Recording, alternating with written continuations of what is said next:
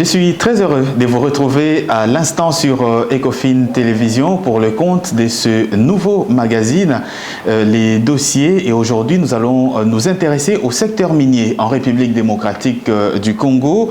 Que s'est-il passé entre la Générale des carrières et des mines, la GECAMINE, et l'entreprise chinoise CEMOC? Pourquoi les exportations des Tenke-Fungurume Mining ont été suspendues depuis septembre 2022? Et le nouvel accord trouvé entre CEMOC et la GECAMINE va-t-il complètement résoudre ce problème? Pour en parler aujourd'hui, je reçois pour vous Stephy Mukinzi. Il est journaliste très engagé justement dans ces questions des mines. Bonjour et bienvenue. Bonjour Patrick et merci pour l'invitation. Merci beaucoup d'avoir donc accepté notre invitation. Vous êtes parmi les premiers à avoir livré cette information, cet accord trouvé par, entre la GECAMINE et CEMOC. Dites-nous d'abord d'où est parti le problème pour situer la population. Les problèmes, CEMOC et GECAMINE est né en 2021, pas plus tard qu'avant-hier ici en 2021. C'est quand la partie chinoise a décidé justement, en fait, a annoncé son intention d'investir presque 2,5 milliards de dollars américains pour assurer ce qu'on appelle, pour avoir une autre zone pour exploiter, en fait. Élargir un peu sa zone d'exploitation de la mine des cobalt et des cuivres à Tenke-Fungurume justement. Et quand la Chine la partie chinoise a annoncé cette intention, ça a réveillé un peu la curiosité de la partie congolaise. La partie congolaise est représentée dans ces projets miniers par la GECAMINE. Et la GECAMINE a donc décidé, elle aussi, de mener quelques enquêtes pour finalement se faire une idée de ce que valaient réellement ces gisements. Et quand la GECAMINE a fait ses enquêtes, et finalement la GECAMINE s'est rendu compte que ses partenaires chinois n'ont pas été sincères dans leurs chiffres. Et alors la GECAMINE reproche du coup à la CEMOC d'avoir sous-estimé les valeurs nettes des gisements. Et par conséquent, puisque c'est un projet qui fonctionne depuis plusieurs années, la GECAMINE s'est dit être victime d'une escroquerie. Et par conséquent, la GECAMINE saisit son conseil. Les avocats de la GECAMINE se sont réunis pour justement examiner comment faire pour récupérer les manques à gagner. Et du coup, la GECAMINE intente une instruction judiciaire, porte plainte contre CEMOC. Et quand la GECAMINE porte plainte contre CEMOC, la GECAMINE du coup aussi réclame le paiement de ces manques à gagner. Et pour la GECAMINE, c'était 7,6 milliards de dollars américains. Et on rappelle ici que et la GECAMINE et CEMOC, ce sont deux partenaires au sein des Tenke-Fungurume. Au sein du projet minier Tenke-Fungurume, qui représente aujourd'hui 15%, presque entre 15 et 16% de la production mondiale du cobalt. C'est quand même énorme. C'est très énorme, c'est vraiment très, très énorme. Et donc la GECAMINE qui réclame 7,6 milliards de dommages et intérêts, des redevances et des dommages et intérêts à ses partenaires chinois. C'est une somme qui a toujours été refutée par la partie chinoise, par CEMOC, qui d'ailleurs, je me rappelle, parce qu'on a eu à publier autant d'articles sur ces dossiers, et la partie chinoise qui traitait la GECAMINE d'avoir imposé, c'était des impositions sauvages pour justement finalement, tirer les projets Tenke-Fungurume vers les bas et finalement c'est un peu comme on mettait un point final au projet Tenke-Fungurume. Et donc c'était parti comme ça, la partie chinoise qui a refusé pendant presque un an, on parle de 9 mois, parce que la situation s'est envenimée vers juillet 2022. Avec notamment ces procédures en justice, l'instruction notamment de l'État congolais à toutes les institutions douanières du pays. Mais là, c'est venu d'interdire les exportations. C'est venu après, parce que il faut reconnaître que le projet minier de Tenke-Fungurume est détenu à 80% par la partie chinoise et à 20% seulement par la partie congolaise, par la GECAMINE. La GECAMINE, c'est l'État congolais, c'est la GECAMINE qui a donné les gisements. Et la partie chinoise n'a apporté que l'argent. Et l'expertise. Pour finalement commencer à exploiter. C'est quand en fait il y a eu cet bruit, la GECAMINE a commencé à réclamer un peu plus de ce que TFM, de ce que CEMOC lui payer déjà, ben voilà, il a fallu maintenant se mettre autour d'une table pour tirer au fait les choses au clair. Et c'est là que ben voilà, ils ne se sont pas mis d'accord pendant des longues discussions. Je me rappelle. Des longs mois. Oui, il y a eu des discussions de part et d'autre. À un moment, le Premier ministre même a été associé à ces discussions. Et même le président de la République avait nommé une commission. C'est à partir de 2022, voilà, 2022 que le président de la République, d'ailleurs c'est à partir vraiment, il s'est trop engagé sur cette question. Cette année même en 2023 ou bien ouais je pense que c'était en 2023 que c'était surtout après son passage à Kolwezi notamment où il avait annoncé quelques réformes dans le secteur. Il a sinon ben voilà donné les couleurs à Indaba Mining en Afrique du Sud. C'est là qu'il a vraiment montré son intérêt à trouver une solution entre la Gécamine et CEMOC, mais aussi il faut reconnaître qu'il a eu aussi autant d'échanges avec des autorités chinoises, parce que c'est une question qui dépasse justement ce que nous voyons. Ça va au-delà des entreprises, c'est des États, tout simplement. Justement, il y a aussi des enjeux géopolitiques aussi. On se rappelle également des annonces de l'ambassadeur chinois en RDC qui a, alors que le dossier était en train d'être géré par le ministère de la Justice et la commission envoyée par la présidence, l'ambassadeur de Chine en RDC avait annoncé, avait déclaré en tout cas à plus haut que l'État congolais doit laisser ce problème se traiter entre les deux associés. Bah, c'était ça, parce que justement la Chine, tous les avertis ont compris cela, qu'il y a eu une certaine récupération. Là, c'était déjà les enjeux géopolitiques qui se jouaient. Il faut reconnaître qu'il y a récemment, les États-Unis d'Amérique ont signé un contrat entre les États-Unis, la RDC et la Zambie pour justement avoir le contrôle le lithium notamment. Le lithium, les cobalt aussi. Donc c'était une manière pour la Chine de tirer la sonnette d'alarme, parce que les États-Unis jusqu'à présent continuent à nourrir cette intention de desserrer un peu l'emprise chinoise sur les minéraux congolais. J'allais en venir justement à cette question. Vous pensez qu'il y a une main noire derrière ce dossier Tenke Fungourme et CEMOC, parce qu'on sait quand même que dès le départ, Tenke Fungourme, c'était une entreprise détenue en majorité par des Américains, avant qu'elle ne soit cédée aux Chinois. Vous pensez que les Américains qui pensent aujourd'hui avoir perdu la main sur la manne minière congolaise veulent revenir en faisant des coups bas à la Chine? Justement, c'est déjà, voilà, la RDC, je me dis, la RDC est au cœur des intérêts de plusieurs grandes nations. Et aujourd'hui, c'est normal, avec la montée en puissance du besoin du lithium, les batteries électriques et consorts, voilà, les États-Unis aussi doivent s'y constituer une sorte de base arrière. Et aujourd'hui, la RDC reste cette base arrière importante pour toutes les grandes nations. Et du coup, voilà, puisque les États-Unis ont perdu les contrôles, on le sait tous, en 2011, quand CEMOC est arrivé, en 2016, quand CEMOC est arrivé, CEMOC a racheté les actions d'une société américaine, en fait, Freeport. Une société Freeport où l'enfant de l'actuel président Biden détenait des parts importantes. Vous comprenez, donc les États-Unis ont perdu le pédale en vendant justement tout ce qu'ils avaient aux Chinois, et aujourd'hui ils se sont rendus compte que c'était une mauvaise décision. C'était une erreur grave, et les États-Unis veulent maintenant reprendre la situation. Mais c'est un peu plus compliqué parce qu'aujourd'hui les États-Unis, et en fait la Chine, contrôle plus de 70% des ressources minières de notre pays. On parle même de 80% de la chaîne d'approvisionnement du cobalt aujourd'hui, vous comprenez. Et ce ne sera pas facile pour les États-Unis de refaire surface, vous comprenez. Déjà, c'était d'ailleurs les compromis trouvés entre la Chine et CEMOC, c'est un véritable revers pour justement je dirais l'intention, l'envie des États-Unis de reprendre contrôle des minéraux congolais. Parce que pour les États-Unis, pour l'Union européenne, ils étaient tous unanimes pour qu'il y ait dissolution de ces contrats. Tout à fait.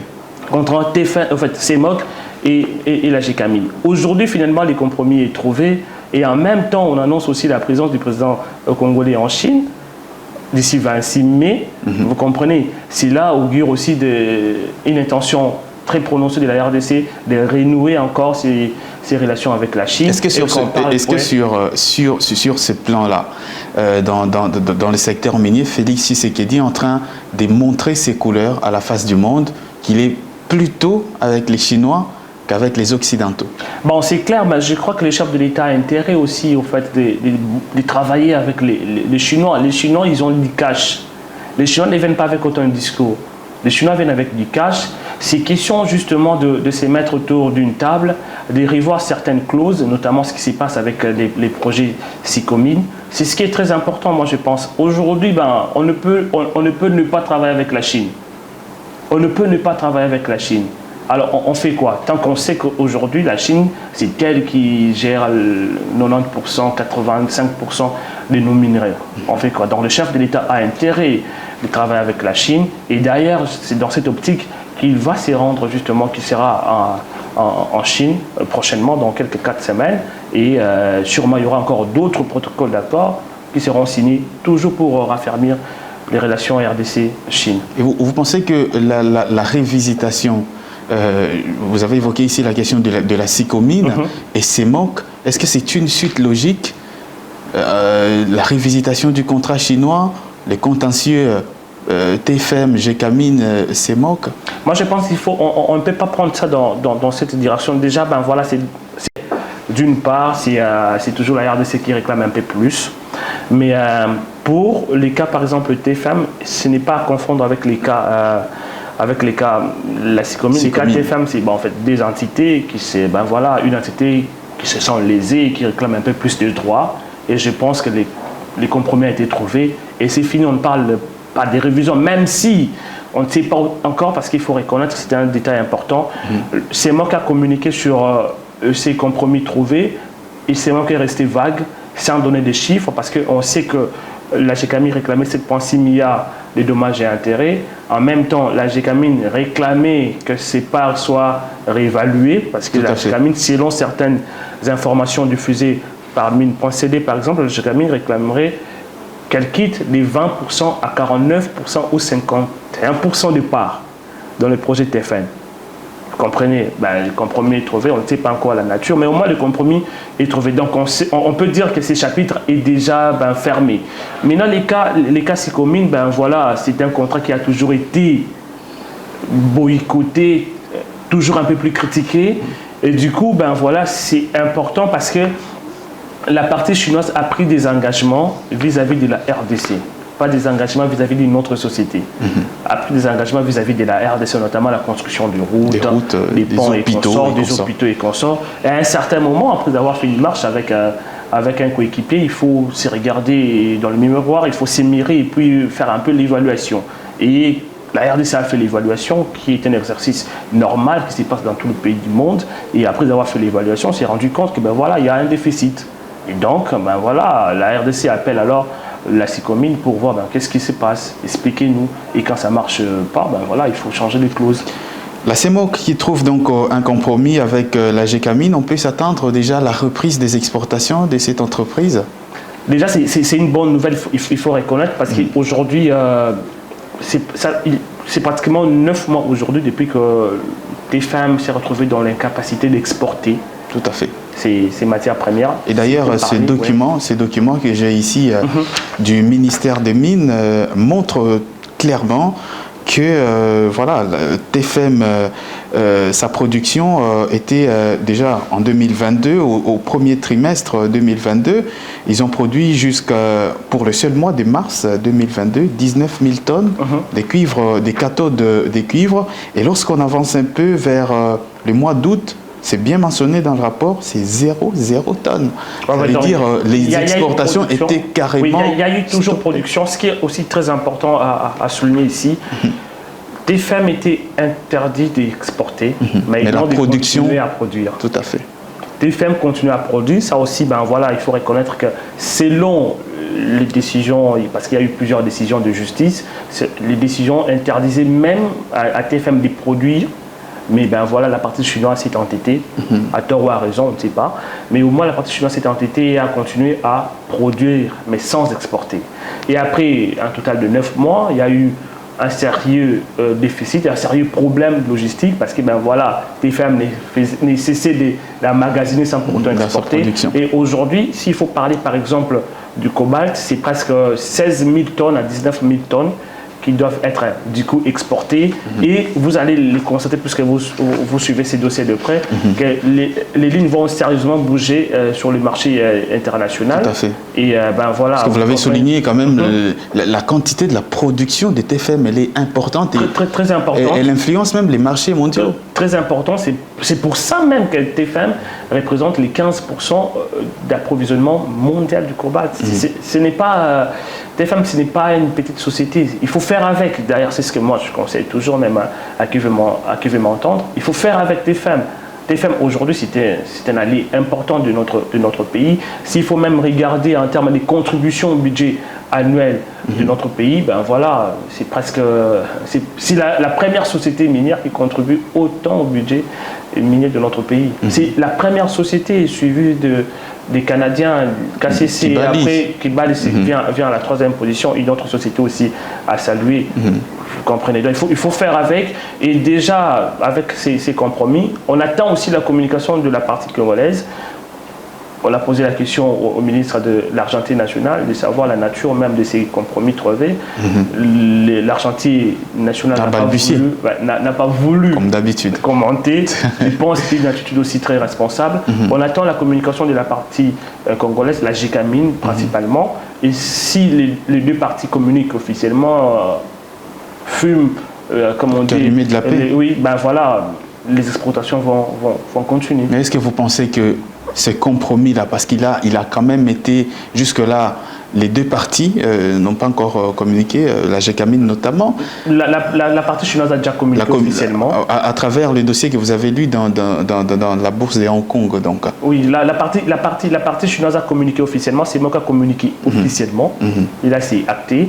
Il ne reste qu'à la partie congolaise aussi de communiquer pour, ben voilà, finalement, que l'opinion soit fixée. Et vous pensez que ce compromis-là va trouver une solution, en tout cas, qui va s'étaler sur le long terme? Voilà, c'est ce que nous voulons tous, en fait. C'est ce que veut la GECAMIN. Je pense que la GECAMIN tient aussi à son épanouissement. Quand les deux parties se sont réunies, nous espérons que chaque partie a eu un cahier de charges, un certain nombre de revendications, notamment... Est-ce qu'on peut s'attendre notamment à la réévaluation des gisements qu'exploitent aujourd'hui ces MOC à travers Tenke? Là, c'est automatique. Là, c'est automatique. En fait, ces MOC a fait recours à une société experte internationale qui a fait ses analyses, ses recherches pour avoir les chiffres que ces MOC a présentés à la GECAMIN. Je pense aussi la GECAMIN, puisqu'elle prétend avoir fait la contre-expertise, ben, à la limite, ils vont trouver le juste milieu pour voilà, se mettre d'accord. Parce qu'aujourd'hui, s'il faut comparer par rapport aux autres sociétés, il n'y a aucune société minière qui nourrit mieux GECAMIN que TFM. Aucune société minière. Et donc, au-delà de cette guerre d'intérêts, moi, je crois, à la limite, il faut aussi que les deux parties pensent à l'avenir du projet minier TFM, parce qu'aujourd'hui, c'est un projet minier qui, ben voilà, qui garde encore l'attention du monde. On parle de plusieurs tonnes de cuivre, on parle de millions de tonnes de cuivre. Et TFM, c'est plus de 50% de cette production, vous comprenez. Quand on parle du cobalt, donc c'est très important à la limite, car les deux parties, je crois, puisqu'ils font aussi du business. Tout à fait. Elles ont aussi intérêt au moins de garder des marges pour bénéficier, mais de penser beaucoup plus sur l'avenir du projet TFM. Là, je crois que c'est très important même. Que pensez-vous de ceux qui croient que l'État congolais s'est trop ingéré dans la question au lieu de laisser les entreprises traiter entre elles seules? On l'a vu notamment, il y a eu des soupçons contre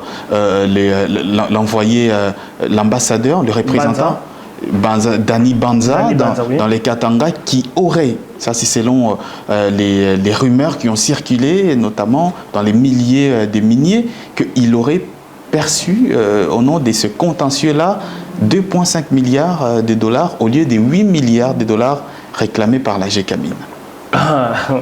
Je ne sais pas entrer dans de rumeurs parce que je n'ai pas assez d'infos. C'est un dossier un peu plus sensible.